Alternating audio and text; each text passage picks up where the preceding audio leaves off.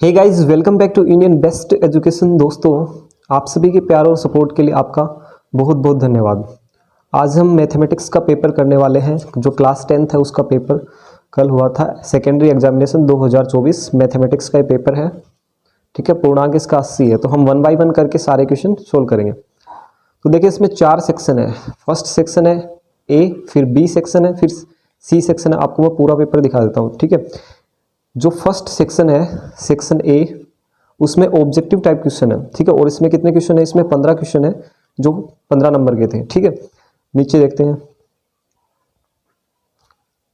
ये 12 हो गए और ये 15 क्वेश्चन हो गए जिसमें ऑब्जेक्टिव टाइप क्वेश्चन है 15। उसके बाद में नीचे हम चलेंगे तो इसके अंदर देखो फिल इन द ब्लैंक्स वाले जो हम बोलते हैं, जो रिक्त स्थान वाले क्वेश्चन है। देखो, रिक्त स्थानों की पूर्ति कीजिए। उसके बाद आते हैं रिक्त स्थानों की पूर्ति करने वाले क्वेश्चन। तो ये कितने क्वेश्चन है? इसमें दे रखे हैं ये 6 क्वेश्चन, 7 क्वेश्चन दे रखे हैं। ठीक है, 7 क्वेश्चन ये हो गए, 7 नंबर ये हो गए। ठीक है, 15 नंबर के ऑब्जेक्टिव टाइप हो गए जिसमें एबेसेदे वाले ऑप्शन है, 7 हो गए खालिस्तान वाले। उसके बाद में नेक्स्ट है तीसरा जो क्वेश्चन है। तीसरा क्वेश्चन इसमें देखो अति लघु क्वेश्चन है, जो मतलब 1 लाइनर होते हैं, एक एक लाइन वाले या 2 लाइन वाले, जिसमें आपको आंसर करने होते हैं, छोटे छोटे क्वेश्चन जो होते हैं। इसमें 10 क्वेश्चन है। कितने हैं? 10 क्वेश्चन है और 10 नंबर के हैं। तो कुल मिलाकर 15, 10, 25 और 7 क्वेश्चन वो हो गए। 25 और 7 हो गए, 32 क्वेश्चन हो गए, 32 नंबर हो गए। ठीक है, ये जो 32 नंबर है ये छोटे क्वेश्चन है। ठीक है, जिसमें अति लघु आ गए, ऑब्जेक्टिव आ गए और मतलब 1 लाइन वाले आ गए। ठीक है, जिसमें खालिस्तान वाले क्वेश्चन है। तो हम क्या करेंगे, सेक्शन ए और सेक्शन बी दोनों आज सेक्शन ए कंप्लीट करेंगे। ठीक है, तो चलिए स्टार्ट करते हैं। सेक्शन ए, फर्स्ट क्वेश्चन देखिए इसका।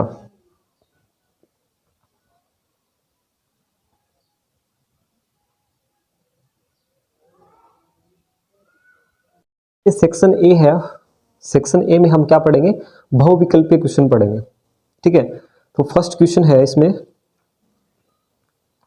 क्वेश्चन है दो संख्याओं का महत्तम समापवर्तक मतलब HCF है वो 27 है तथा उसका लघुत्तम समापवर्तक, ठीक है, लघुत्तम समापवर्तक वो है 162। यदि एक संख्या 54 है तो दूसरी संख्या आपको ज्ञात करनी है।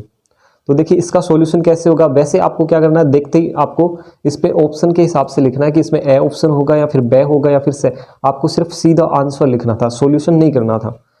तो इसका जो आंसर होगा वो होगा 81 होगा। कैसे होगा इसका सॉल्यूशन मैं आपको दे देता हूं। इसका सॉल्यूशन है, ये देखिए यहाँ पे, इसका सॉल्यूशन देखो क्या होता है। एलसीएम और एचसीएफ दोनों का गुणनफल किसके बराबर होता है? दोनों संख्याओं के गुणनफल के बराबर होता है। कहने का मतलब यदि हम लघुत्तम समापवर्तक को एचसीएफ, ठीक है, हाईएस्ट कॉमन फैक्टर महत्तम समापवर्तक से गुणा करेंगे तो वो जो आएगा, जो संख्या आएगी वो किसके इक्वल होगी? वो दोनों संख्याओं के गुणनफल के इक्वल होगी। ठीक है, ए बी क्या होंगे? संख्याएं होंगे। तो देखो एलसीएम कितना दे रखा था? एलसीएम दे रखा था 27, हमने 27 रख दिया। एचसीएफ दे रखा था 162, उसके बराबर हमने क्या कर दिया? पहली संख्या रख दी गुणा दूसरी संख्या। यहां से हमने फिर क्या किया? हमने यहां से दूसरी संख्या निकाल ली, बी। कैसे निकाली? बी का मान क्या किया हमने? बी को अलग कर दिया और ये 54 है ये इसके नीचे चला जाएगा। ठीक है, इसके नीचे जैसे ही हमने 54 को रखा तो इसको आपको इतना तो करना ही आता होगा, थोड़ा सा इसको आगे सोल्व किया। सोल्व करने पर इसका आंसर आ जाएगा 81, ए ऑप्शन हो जाएगा। ठीक है, नेक्स्ट क्वेश्चन। इन पर हम ज़्यादा टाइम खराब नहीं करेंगे, हम सीधा आंसर करेंगे। सेकंड क्वेश्चन देखिए। सेकंड क्वेश्चन है बहुपद x² माइनस की 2x माइनस की 8 के शून्यक है। इसके शून्यक बताने, इसके शून्यक हो जाएंगे, इसमें से होंगे -2,4। आंसर ये होगा। ठीक है, कैसे होगा इसका सॉल्यूशन दे देता हूँ आपको। इसके 2 टाइप है, मतलब 2 प्रकार से इसको किया जा सकता है, या तो ये या ये। देखो सबसे पहले हमने क्या किया, हमने समीकरण लिखा, द्विघात समीकरण ax² प्लस की bx प्लस की c। उसके बाद में हमने क्या किया, a का मान निकाला। देखो यहाँ से a का मान देखेंगे, इसमें 1 हो गया। b का मान कितना दे रखा? -2। c का मान कितना है? -8। -8 है। फिर जो फॉर्मूला होता है x बराबर होता है -b plus minus root b² minus की 4ac/2a। उस फॉर्मूले में हमने a b c के मान रख दिए। मान रखने के बाद में क्या आया? +2 प्लस -6 आया। ठीक है, एक बार हमने प्लस ले लिया, एक बार हमने माइनस ले लिया। प्लस लेने पर आएगा इसमें 4, माइनस लेने पर आएगा -2। तो ऑप्शन नंबर से करेक्ट हो जाएगा। से में देखो, से में क्या दे रखा है? ऑप्शन नंबर से में है 2, 4। ठीक है, नेक्स्ट क्वेश्चन देखिए, तीसरा क्वेश्चन देखते हैं। तीसरा क्वेश्चन है, यदि पहली संख्या x का 2 गुना, x का 2 गुना कितना हो जाएगा भाई 2x, दूसरी संख्या y के 7 गुने से 5 कम है, दूसरी संख्या y का 7 गुना कितना हो जाएगा 7y, उसमें से 5 कम है मतलब 7y माइनस की 5, कौन कम है x का 2 गुना, मतलब कि 2x बराबर क्या हो जाएगा 7y माइनस 5 हो जाएगा। कौन से ऑप्शन में है, द ऑप्शन में है। इसका सॉल्यूशन एक बार मैं आपको दिखा देता हूं। इसका जो सॉल्यूशन है वो यहां देख लीजिए, x का 2 गुना किया कितना हो गया x गुना 2, y का 7 गुना y गुना 7 हो गया, उसमें से 5 कम है तो हमने माइनस 5 कर दिया, तो इसका आंसर हो जाएगा 2x बराबर 7y माइनस 5, द ऑप्शन हो जाएगा, जो कि ऑप्शन नंबर द में है। तो इसमें कौन सा सही हो जाएगा, इसमें ऑप्शन नंबर डी, या तो ये कर लो अगर आप हिंदी मीडियम से तो इसमें द हो जाएगा। फोर्थ देखिए, फोर्थ क्वेश्चन है, यदि समांतर श्रेणी का प्रथम पद 2 है और सार्व अंतर d 3 है तो उसका nवां पद, देखो nवां पद क्या होता है, an बराबर होता है a plus n minus 1 into D. a का मान दे रखा है, देखो प्रथम पद a 2 है, सार्व अंतर d का मान 3 दे रखा है, nवां पद पूछा है। तो देखो इसका सॉल्यूशन देखते हैं। इसका सॉल्यूशन है, देखो बहुत मेहनत लगती है, मैंने सबको हाथों से लिखा है, सबसे पहले इनका सॉल्यूशन किया है, उसके बाद मैंने पीडीएफ बनाई है, उसके बाद आपको इसमें से करवा रहा हूँ, ठीक है। तो बहुत मेहनत लगती है। अगर आपको ये अच्छा लगता है, वीडियो आपको अच्छी लगती है, आपको सॉल्यूशन अच्छे लगते हैं, तरीका अच्छा लगता है, तो इसको लाइक कीजिएगा और कमेंट जरूर कीजिएगा। आपका कमेंट हमारे लिए एक मोटिवेशन होता है, ठीक है। अगर आपको अच्छा लगता है तो लाइक भी रहना, आप कमेंट करना, ठीक है, ताकि हमें और मोटिवेशन मिले, हम और वीडियो अपलोड करते रहें।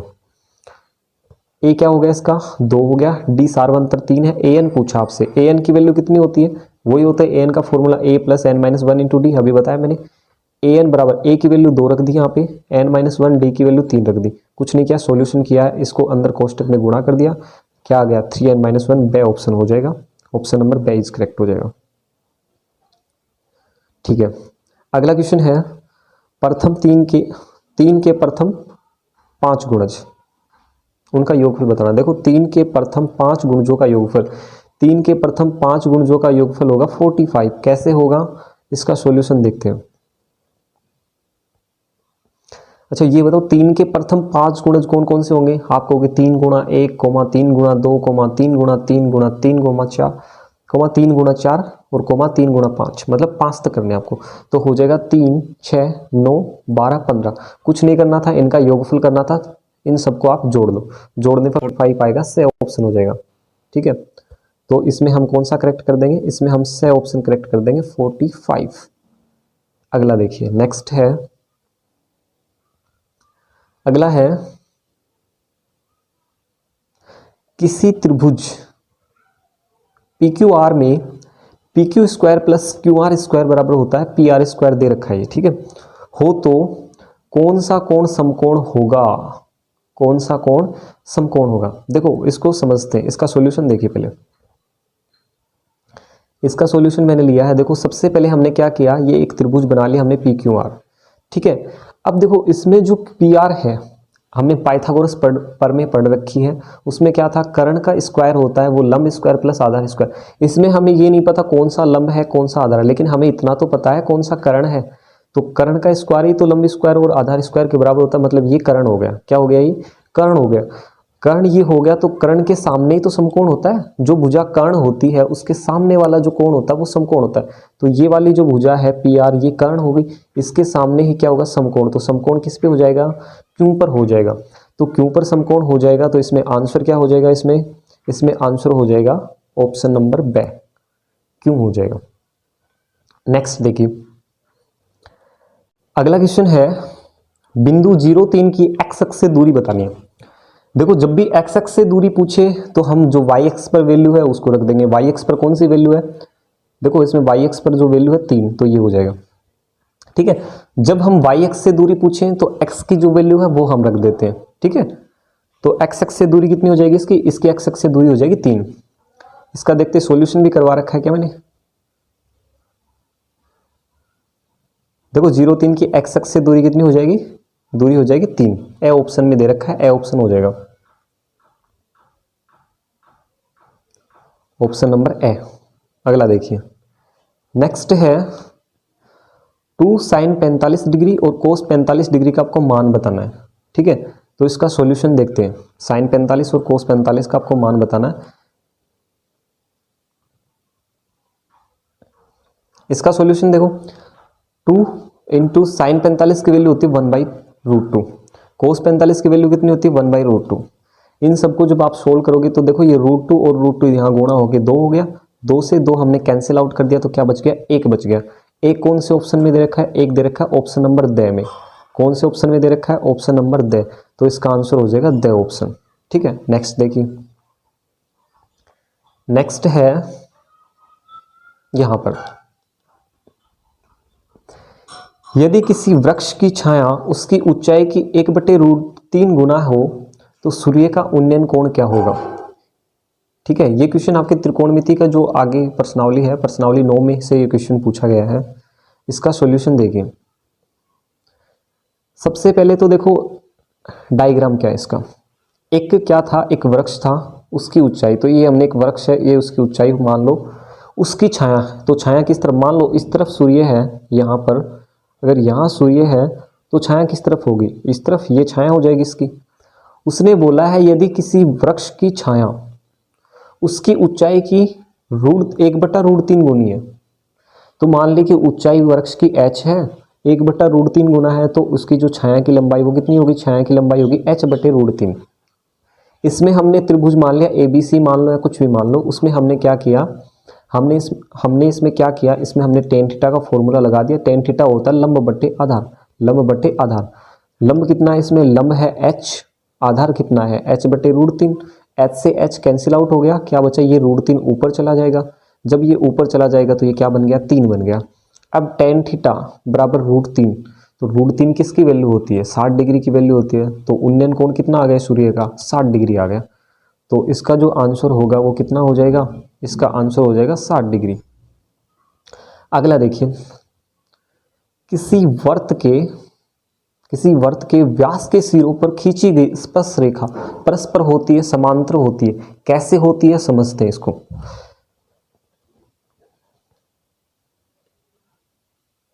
देखो भाई, एक वर्त है, ये हमने एक वर्त बना रखा है, ये रहा, उसके व्यास पर, ये इसका व्यास हो गया।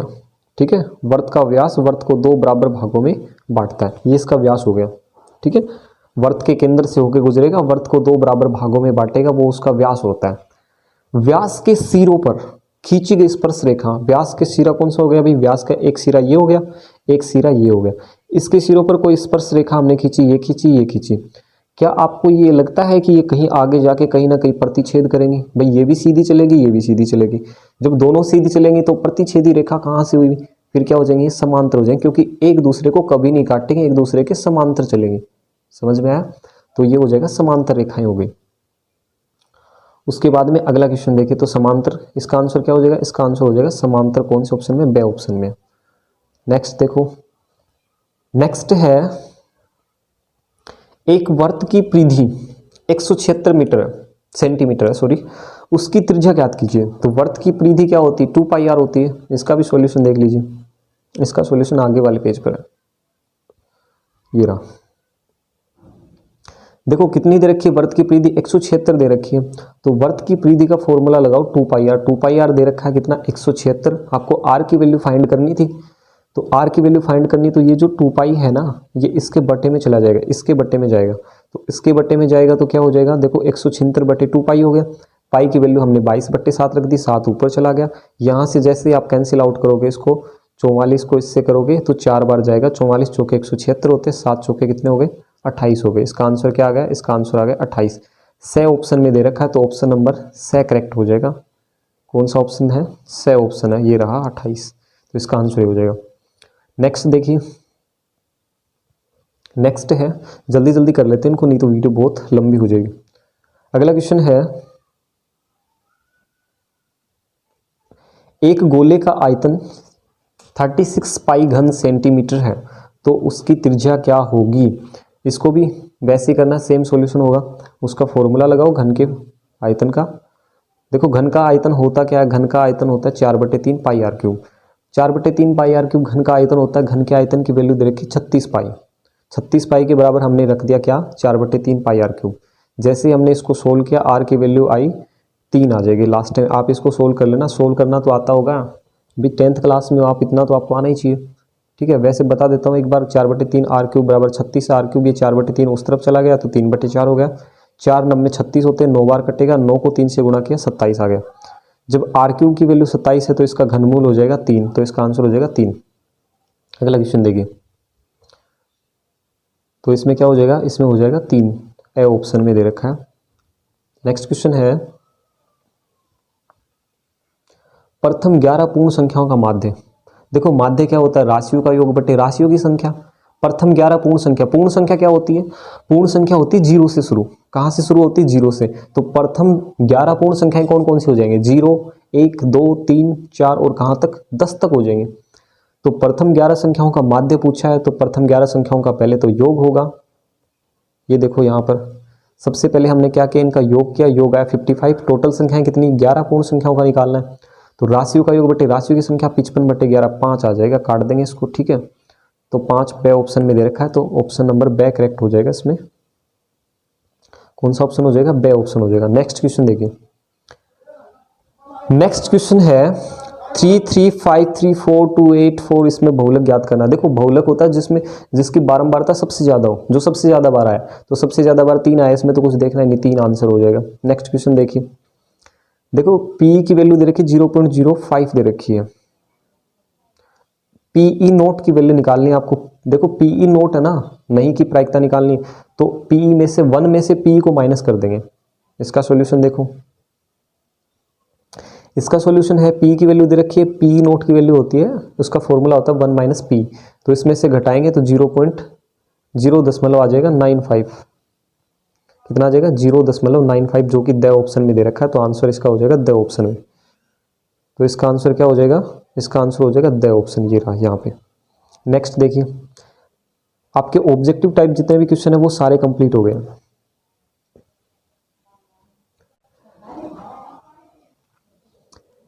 अगला क्वेश्चन है, वही फिल इन द ब्लैंक्स है, मतलब रिक्त स्थानों की पूर्ति करनी है आपको।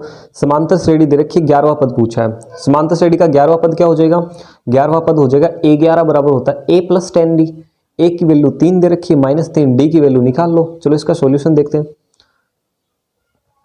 इसका सॉल्यूशन देखो, समांतर श्रेणी a की वैल्यू देखो, a11 बराबर क्या हो जाएगा, a + 10d।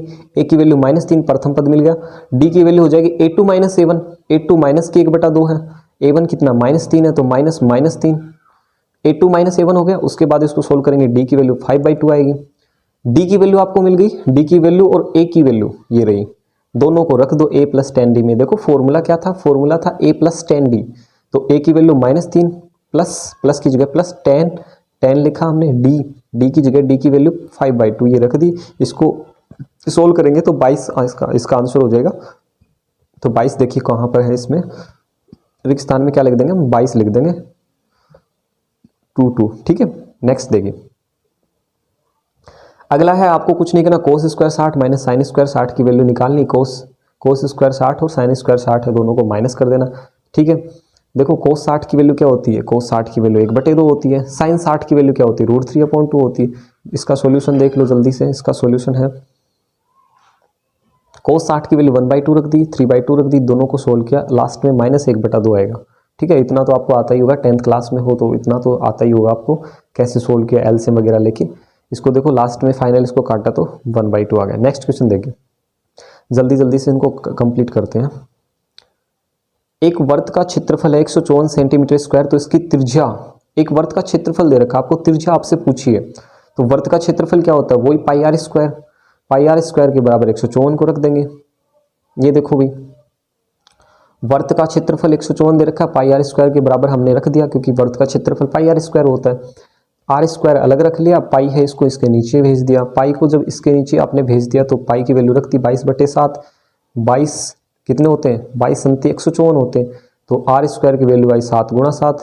जब इसका स्क्वायर रूट लेंगे तो r की वैल्यू 7 आ जाएगी। तो हम जो रिक्त स्थान है, खाली स्थान है, उसमें हम क्या रखेंगे, उसमें हम रख देंगे 7। क्या हो जाएगा, 7 हो जाएगा, 7। नेक्स्ट देखिए, एक शंकु की आपको त्रिज्या दे रखी है, उसकी ऊंचाई दे रखी है, त्रिक ऊंचाई आपसे पूछिए। त्रिक ऊंचाई का फॉर्मूला क्या होता है, एल बराबर होता है root H square plus R square. Root H square plus R square होता है, तो इसका सॉल्यूशन ये रहा। H square plus R square में एच की वैल्यू रख दी, आर की वैल्यू हमने देखो एच की वैल्यू ये रही, आर की वैल्यू ये रही 6 और 8, इसको हमने रख दिया इसके अंदर। 6 और 8 को रखा तो रूट में क्या आ जाएगा, 100 आ जाएगा। 100 का स्क्वायर रूट होता है 10, तो इसकी जो त्रिक ऊंचाई वो कितनी आ जाएगी, इसकी त्रिक ऊंचाई हो जाएगी कितनी, इसकी त्रिक ऊंचाई हो जाएगी 10। इसका आंसर हो जाएगा 10। मैच करते जाना, आपने क्वेश्चन तो किए होंगे। ये सीधा फॉर्मूला होता है डायरेक्ट 3 माध्यक, मतलब 3 गुणा माध्य का बराबर होता है 2 गुणा माध्य प्लस बहुलक, प्लस क्या होता है बहुलक। तो ये जो खाली स्थान है इसमें क्या आ जाएगा, इसमें आ जाएगा बहुलक। ठीक है, इसमें अच्छे से लिखा नहीं जाता, आप इसको लिख लीजिएगा, बहुलक होता है। वर्ग अंतराल 60 से 75 का आपको क्या करना है, वर्ग चिन्ह बनाना है। ठीक है, वर्ग चिन्ह क्या होगा, तो 60 से 75 का वही फर्स्ट संख्या प्लस लास्ट संख्या बटे 2। इसका सॉल्यूशन देखो, 6 का क्वेश्चन है ना ये, 6 के क्वेश्चन में क्या होगा देखो, वर्ग चिन्ह कैसे निकालते, फर्स्ट प्लस सेकंड बटे 2 होता है। तो 60 प्लस 75 बटा 2 हो गया 135 बटे 2, तो क्या हो जाएगा 67.5 हो जाएगा इसका वर्ग चिन्ह। ठीक है, अगला देखिए आगे क्या दे रखा है इसमें, वर्ग चिन्ह हो गया। उसके बाद में एक और क्वेश्चन है इसमें, जो सेकंड क्वेश्चन है उसमें 7 दे रखे हैं। देखो एक पासे को उछालने पर, एक पासा है, क्वेश्चन है एक पासे को उछाले जाने पर 6 से बड़ा अंक आने की प्रायिकता। 6 से बड़ा अंक, भाई एक बात बताओ, पासे में कितने अंक होते हैं, पासे में 6 अंक होते हैं, 1 से लेकर 6 तक संख्याएं होती पासे में। और ये क्या पूछा आपसे, 6 से बड़ा अंक, भाई 6 से बड़ा अंक तो होता ही नहीं है, तो मतलब पॉसिबिलिटी कितनी हो गई, उसकी पॉसिबिलिटी होगी 0 बटा 6 हो जाएगा। 0 बटे 6 का मतलब प्रायिकता क्या हो जाएगी इसकी, 0। तो खाली स्थान में क्या आ जाएगा, 0 आ जाएगा। ये लो हो गया खत्म। अगला देखो तीसरा क्वेश्चन। तीसरा क्वेश्चन है अति लघु वाले क्वेश्चन है। देखो अति लघुत्रात्मक क्वेश्चन है, इनको भी जल्दी से हम कवर कर लेते हैं। देखो आपको क्या कर रखा है, x और y की वैल्यू दे रखी है, और x और y का आपको एलसीएम निकालना है। ठीक है, लैसेपे निकालना है।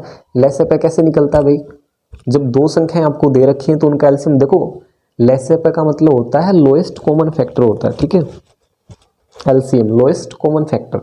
तो चलो इसका आंसर देख लेते हैं। ये आंसर इसका देखो, इसमें से हम क्या करेंगे, 2 की पावर 3 को उठा लिया, इसमें से हमने 3 की पावर 2 को ले लिया, दोनों को जब जोड़ा तो 9 8 72 हो जाएगा। 9 को 8 से गुणा करेंगे 72 आएगा। तो इसका आंसर क्या हो जाएगा, 72 हो जाएगा। देखो हमसे हाईएस्ट कॉमन फैक्टर नहीं पूछा है, हमसे एचसीएफ नहीं पूछा है। तो अगर एचसीएफ पूछा होता तो हम इनमें से कोई कॉमन संख्या उठाते। ठीक है, हमें एलसीएम पूछा है, तो एलसीएम में 2 की पावर 3 और 3 की पावर 2 दोनों को मल्टीप्लाई कर देंगे, तो इसका आंसर हो जाएगा 72। इसका आंसर क्या हो जाएगा, 72। सॉल्यूशन भी करना पड़ेगा भी, अति लघु है इसका मतलब ये नहीं कि डायरेक्ट आंसर लिखोगे आप, सॉल्यूशन भी आपको इसका देना पड़ेगा। अगला क्वेश्चन है बहुपद एक्स स्क्वायर माइनस 3 के शून्य ज्ञात करने। भाई एक्स स्क्वायर माइनस 3 के, देखो इसका आंसर मैं इधर यहाँ सोल्व करवा देता हूँ। कुछ नहीं करना, एक्स स्क्वायर माइनस 3 बराबर 0 है, तो ये एक्स स्क्वायर ये माइनस 3 उधर जाएगा, प्लस 3 हो गया। यहाँ पर x का मान निकालने के लिए इसका स्क्वायर रूट ले लिया। स्क्वायर रूट जब लेते हैं तो प्लस माइनस का चिन्ह लगता है, एक बार प्लस हो जाएगा एक बार माइनस हो जाएगा, ये इसके शून्यक है। अगला देखिए नेक्स्ट है, रैखिक समीकरण है x प्लस वाई बराबर 14 है, x माइनस वाई बराबर 4 है। इसको हल करना है। हल करने का मतलब हमें x और जो y दे रखी है उसकी वैल्यू आपको क्या करनी है, उसकी वैल्यू आपको फाइंड करनी है। तो देखो इसका भी आंसर कुछ नहीं किया, हमने दोनों समीकरणों को लिखा, दोनों समीकरणों को जोड़ दिया।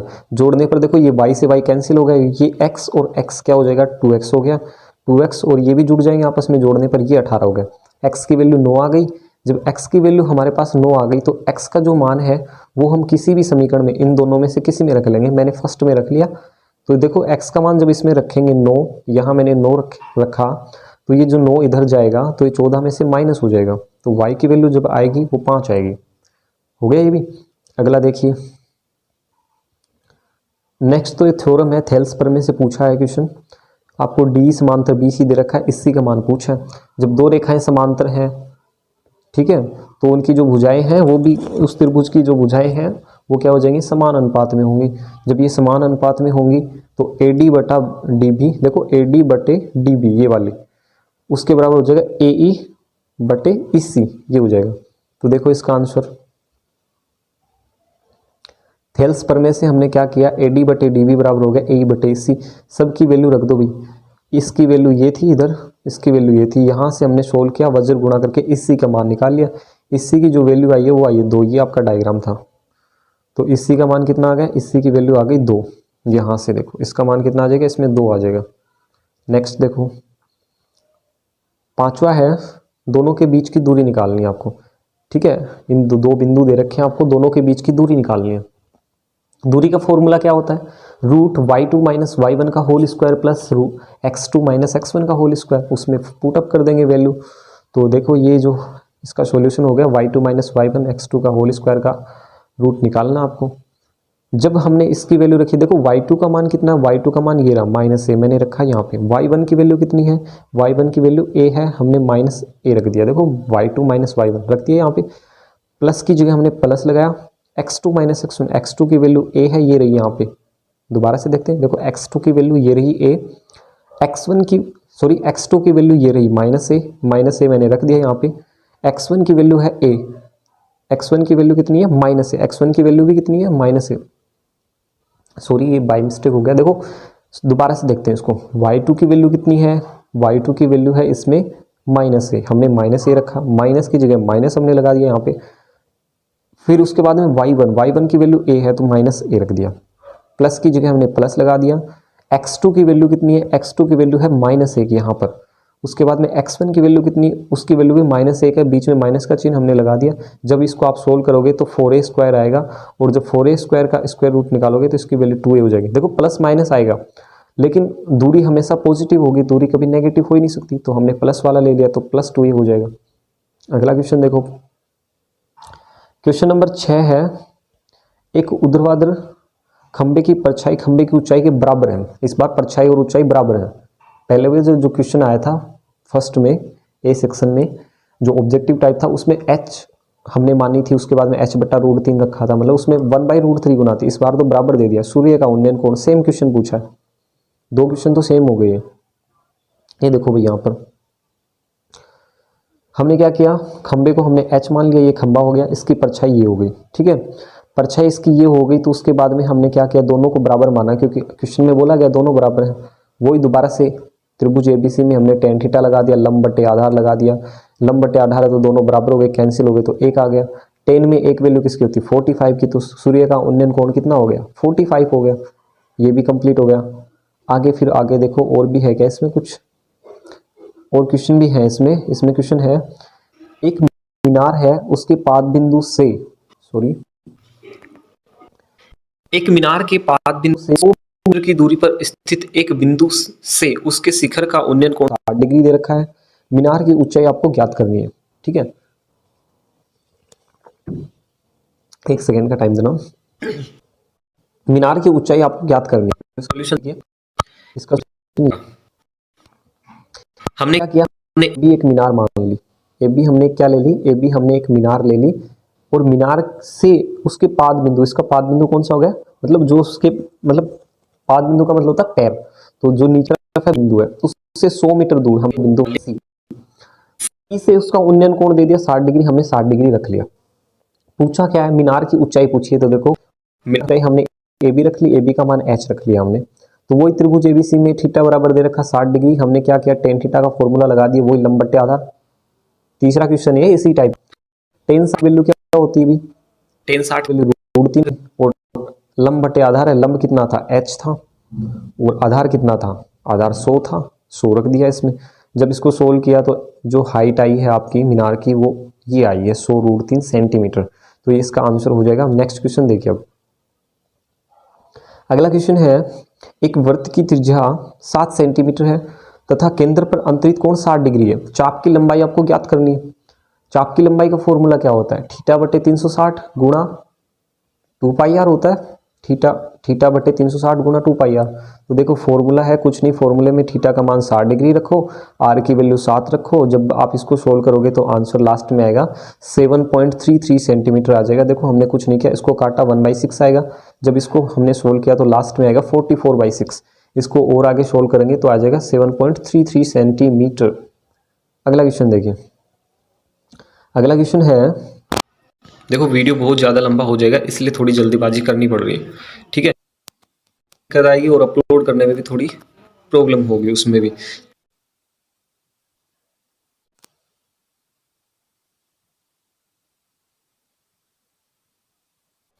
अगला क्वेश्चन है, घन का संपूर्ण पृष्ठीय क्षेत्रफल आपको दे रखा है, उसकी भुजा पूछिए। इसमें आपको त्रिज्या दे रखी है, गोले का पृष्ठीय क्षेत्रफल पूछा है। दोनों क्वेश्चन करते हैं एक साथ ही। तो देखो जो पहला क्वेश्चन है, क्वेश्चन नंबर 9, उसमें क्या था, संपूर्ण पृष्ठीय क्षेत्रफल दे रखा है, तो 6 भुजा स्क्वायर होता है। हमने 6 भुजा स्क्वायर को 1014 के बराबर रख दिया, तो लास्ट में इसका आंसर आएगा 169। उसका स्क्वायर रूट हो जाएगा 13 सेंटीमीटर। तो इसकी भुजा कितनी आ जाएगी, इसकी भुजा हो जाएगी 13 सेंटीमीटर। उसके बाद में नेक्स्ट क्वेश्चन था, गोले का पृष्ठीय क्षेत्रफल होता है 4 पाई आर स्क्वायर। आपको इसकी रेडियस दे रखी है, रेडियस में रखते ही इसका आंसर हो जाएगा 616 सेंटीमीटर स्क्वायर। इसमें ज़्यादा कुछ था नहीं, फॉर्मूला था, फॉर्मूले में वैल्यू पुटअप की है, उसके बाद आंसर आ जाएगा। तो आपका जो ए सेक्शन है वो कंप्लीट हो गया। जो इसमें बी सेक्शन दे रखा है वो हम नेक्स्ट वीडियो में करेंगे। तो आप सबसे एक रिक्वेस्ट है, इस पर कमेंट जरूर कीजिएगा, क्योंकि आपका कमेंट है वो हमारे लिए मोटिवेशन होता है। और वीडियो बनाने में दोस्तों बहुत ज़्यादा मेहनत लगती है। सबसे पहले इसके क्वेश्चन देखो, फिर इसका सॉल्यूशन पीडीएफ वगैरह या तो टाइप करके करो, या फिर बुक्स में या फिर अपनी नोटबुक में इसका सॉल्यूशन करो, फिर इसकी पीडीएफ बनाओ, उसके बाद में वीडियोस, फिर अपलोड करो।